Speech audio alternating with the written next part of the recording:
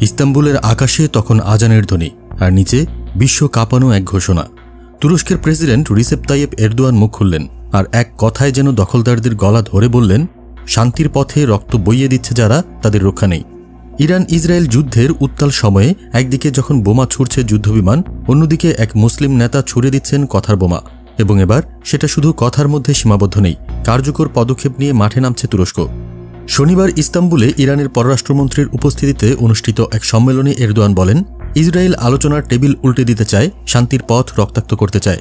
এবং ঠিক এই জায়গাতেই আসে সবচেয়ে বড় চমক। তুরস্ক খুলছে জাতিসংঘের শরণার্থী অফিস শুধু ফিলিস্তিনিদের জন্য।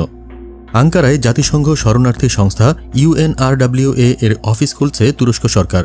এটাই হবে একমাত্র কেন্দ্র যেখান থেকে ফিলিস্তিনি উদ্বাস্তুরা আন্তর্জাতিক সহায়তা পাবেন সরাসরি, ইসরায়েলের চোখ রাঙানির তোয়াক্কা না করেই।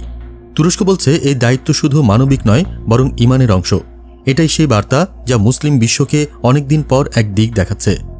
এরদোয়ান জানিয়ে দিয়েছেন 2023 থেকে 2025 সাল পর্যন্ত প্রতি বছর UNRWA-কে $10 মিলিয়ন সহায়তা করছে তুরস্ক। 2024 সালে AFAD এর মাধ্যমে সরাসরি $3 মিলিয়ন। তবে এবার সেই সহায়তা আর চেক লেখাতে আটকে থাকছে না। এবার স্থায়ী কাঠামো, স্থায়ী প্ল্যান, একটা গ্লোবাল রেসপন্স সেন্টার গড়ে তুলছে তুরস্ক। ইসরায়েল বলছে তুরস্ক আন্তর্জাতিকভাবে আমাদের কোণঠাসা করছে, আর তুরস্ক বলছে দখলদারদের অনুমতি লাগবে না, আমরা সিদ্ধান্ত নিব নিজেদের বিবেক থেকে। বিশ্লেষকরা বলছেন এই ঘোষণা মধ্যপ্রাচ্যের রাজনীতিতে তুরস্ককে ফের কেন্দ্রস্থলে নিয়ে এলো। যেখানে সৌদি আরব বা মিশর এখনও নীরব, সেখানে এরদোয়ান মুখ খুলেছেন, হাতও বাড়িয়েছেন। তিনি শুধু ফিলিস্তিনিদের পাশে দাঁড়াননি, দাঁড়িয়েছেন এক পতাকা হাতে, শান্তির, ন্যায়ের আর মর্যাদার। ইসরায়েলের চোখে এই পদক্ষেপ শত্রুতার নামান্তর, কিন্তু নিপীড়িতদের চোখে এটাই তো প্রতিরোধ। এই ঘোষণার পর শুধু আঙ্কারার রাজপথ নয়, প্রকাশ্য শান্তি সম্মেলনের ভাষ্যও বদলে যাচ্ছে।